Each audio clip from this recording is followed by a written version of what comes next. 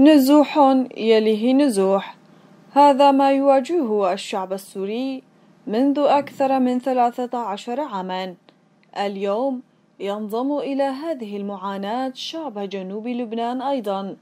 23 من سبتمبر الماضي شهدت المناطق الجنوبية من لبنان تصعيدا عسكريا من قبل إسرائيل أطلق عليه اسم سهام الشمال.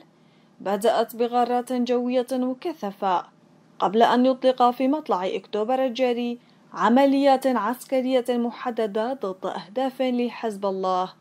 وشنت إسرائيل هجومها بعدما يقارب من عام من الأعمال العدائية عبر الحدود بسبب الحرب في غزة، قائلة إنها تريد ضمان العودة الآمنة للسكان المناطق الحدودية الذين نزحوا بسبب هجمات حزب الله.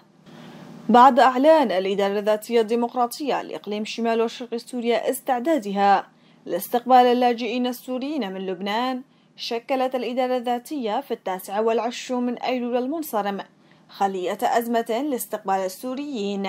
وفي حصيلة لإعداد الوافدين من لبنان فقد وصل 320,184 مواطنا سوريا و117,727 لبنانيا وصلوا إلى الأراضي السورية، بينهم أيضا 19,754 سوريا، بينهم 76 لبنانيا وصلوا إلى شمال وشرق سوريا.